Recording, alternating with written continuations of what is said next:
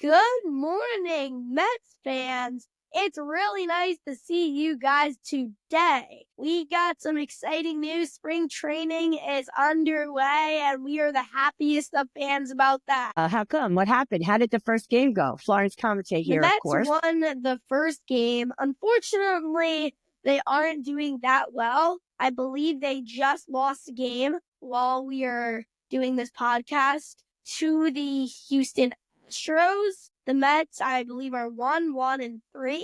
1 win, 1 tie, 3 losses. That is their record right now, I believe. Yeah, I know they started with a bang, though. I think Soto opened it up, and everybody's hoping that predicts the season. First at bat as a Mets fans. He went deep. He hit a home run. I know. I think he did the same thing at the Yankees, and they're very optimistic.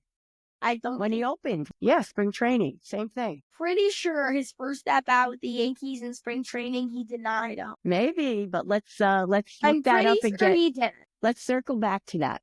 So the Mets, unfortunately, are a little behind in the spring training, but they're going to catch up, I bet. Their first game was amazing. We're really confident in them. I noticed that they've had a lot of players who are Mets fans might not have heard before. But I think one thing that a Mets fan might see that's most noticeable this spring training is Brett Baty is going off. And Grandma, you want to go back to some of those interesting calls that we've had? Yeah, I do. I actually have a fascinating call from a longtime Mets fan. He'll go by Uncle Alan, and he's a lifelong Mets fan. And he said he's enjoyed their good years, but suffered through the bad ones. And he loves the fact that you're an amazing fan and loved your first podcast. He said it was fantastic. So that's good news. A nice opening. Now get to the question. The question is, he wants to know your insight on a matter that has bothered him over the past few decades, probably way before you were born. So you mentioned their bullpen concerns, and he thinks you're 100% right. His issue is, why has every team become so dependent on relief pitchers? Why do we need 4 or 5 pitchers to complete a game? Because if you go back some years to some very successful seasons, that wasn't the case. So I bet this question asked to me a ton, and I have the same answer. So look at these times you think complete games. Right now, they're an amazing accomplishment for a pitcher. Years ago, they're normal. Why is this true? Because more bullpen players have arrived, and they're pretty good. My answer is that pitchers, if they're going to pitch in a 5-day rotation, and they're going to pitch 9 innings every single day, as a fan, you might not understand this, but it is going to be really hard for them to stay intact and be that same good if they're just pitching their arm off. And it's also a health concern, too. What's the health concern exactly? My area of expertise. The health concern is that if they pitch 9 innings every time, their arm is going to get really tired. Mm-hmm. And it could start to give in. So, but how does that contrast with the fact you think people are not as tough as they used to be? Because in 1969, for the Miracle Mets, Tom Seaver and Jerry Koosman pitched 18 and 16 complete games, respectively. Were they just made tougher and stronger in the old days, or people hitting harder now? What's the deal there? In the old days, people never really thought of a bullpen as a really important factor of the game. They thought the starting pitchers should get all the attention and pitch all the innings. I get that. You get that. But I still think that now that there are bullpen pitchers, it takes a lot off the starting pitchers, even though they still have to pitch amazing. They still have to pitch good. But I do think that the relief pitchers do make it a little bit easier for starting. Do you think it means the games are higher scoring or more chances of having complete shutouts? I don't think it's either. I think it's really more the bullpen doesn't have anything to do with the scoring. I don't think so. The bullpen has to do with the pitcher's arm and how he's tired. And if he's too tired to throw fast. And sometimes a manager can tell if that they need to take their pitcher out of the game if they see he's losing control or he's not throwing as fast as he usually is. So those are some of the reasons or he's getting hit a lot of contact. So those are some of the reasons why a manager might. So I think what I hear you saying is that the managers are being pretty protective, and having relief pitchers mean they can keep their star pitchers going longer. Maybe they Yeah, don't that do is complete totally games. what I mean right there. Yeah. Okay. Got it. I understood. So I'm just going to give another couple of examples of what Uncle Alan wanted to share. He said, 1973, in another World Series year, Seaver Koosman and John Matlack had 18, 12, and 14 CGs respectively, complete games. In 1986, the greatest year ever, Dwight Gooden pitched 12 complete games, right? Was it that best? Why was it their greatest year ever? Did they win the World Series that year? Yes, they won the World Series. Was that the last time they won the World Series in That was 1986? the last time they won the World Series. Wow. So if they win the World Series this year, we're going to have come a Last long time way. they made it to the World Series was in 2015 when they lost to Kansas City Royals. Same year I was Got born. it. Yeah. Wow. That's phenomenal and quite the coincidence given how big a fan you are. So anyway, his attitude is that there's way too much dependence on relief pitchers, which dilutes the pool of talent. And then he goes on to say, why can't starting pitchers go longer into the game versus 5, maybe 6 innings? He'd love to hear more of your keen intake on this. And he says, keep up the great enthusiasm, Eli. So I think you answered the question pretty well, but because if they go 5 or 6 innings, it means that they can rest up a little bit and maybe they can come back stronger than ever. Their arms, I think the worst, more realistic injury is Tommy John. No pitcher, no hitter, no fielder. No one wants Tommy John. It's something in your arm that you need surgery. And you could miss more than a year and a half from Tommy John. There have been some miracle people who only took like 6 months, Bryce Harper to name. Mm-hmm. But it's usually they're going to lose a year. And if they're pitching all these innings, the injury chances, they're going to go skyrocketing. I see. I think that's a very good point. I mean, I've heard of rotator cuff injuries and stuff like that. That's a big one too. That's a big one. Is that different than Tommy John? It is different than Tommy John. All right, maybe we It's need less to define. urgent. So in baseball, a Tommy John injury refers to an injury of the ulnar collateral ligament. Yes. And that's in the elbow, which is very commonly seen in pitchers due to the repetitive stress placed on the joint during throwing. And the term Tommy John, if we want to add some information here for our listeners. The reason why it's called Tommy John is there was a pitcher who had it. It was named something else, but they named it. No, that was his name, Tommy John. Yeah, it was the name of the pitcher's name was first. Tommy John. Yeah, and he successfully underwent a surgical procedure to repair that injury. Yeah, you need surgery for Tommy John. You need surgery. So, and it's the ulnar collateral ligament reconstruction, or more commonly known now as the Tommy John surgery. The UCL plays a crucial role in stabilizing the elbow joint during throwing. And when it becomes injured, a pitcher may experience pain, decreased velocity of the ball, and instability in the elbow. Tommy John surgery involves replacing the damaged UCL, or that injury, that ligament, with a healthy tendon from elsewhere in the body or from a donor, which helps to restore stability and function to the elbow joint.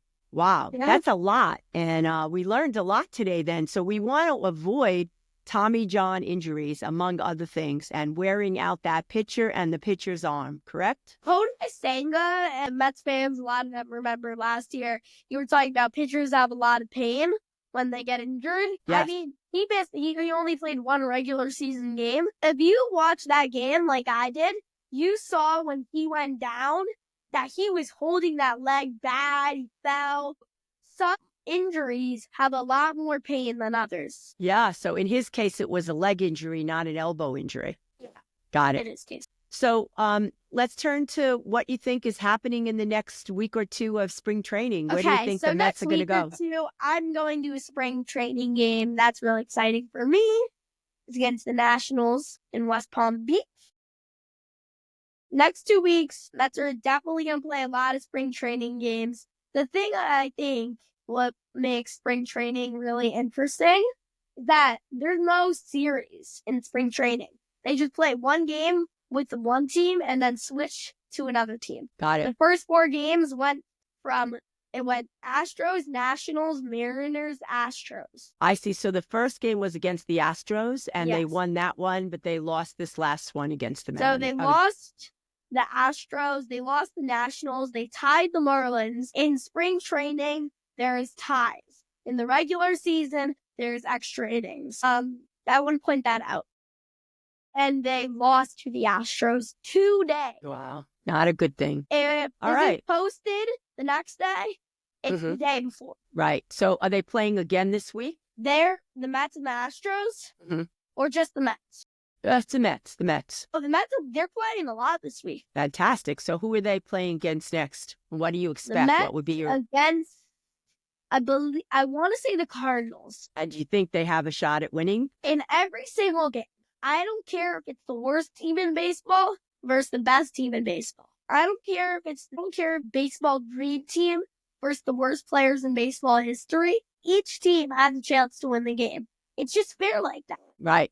What do you think the odds are? Would you be, What if do you're I a think betting the man? odds are? Excellent. Well, that's a good odd for each team. 50% winning, 50% losing. You're going to go right with that, right? Yeah. All right. Well, I've enjoyed this podcast with For Real Eli. And when he gives his opinion, you can count on it. He is completely transparent. He's giving us the word from Eli as he knows a lot of baseball. Anything you want to bring in from the rest of the league?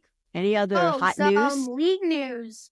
There's some guys who are doing pretty good this season. If you saw last night, Austin Hayes did really good on the Reds. Alex Bregman in his Red Sox debut did pretty good and won. And Garrett Crochet for the Red Sox, another guy. I was talking about the Red Sox in the last podcast about being World Series candidates. Garrett Crochet, 2 innings, 4 strikeouts. I noticed about Garrett Crochet, when I see his rotation, he lifts his leg up for a little longer than a lot of the starting pitchers. So I do want to say that he definitely is a pitcher who is stealing, who might get a lot of stolen base attempts against him. Because he's taking a little too long? Yeah, he has a long stride. Yeah, so somebody can sneak by him, right? From and they're just first to second. Because once he does his stride, he has to throw the pitch. Someone can just start running.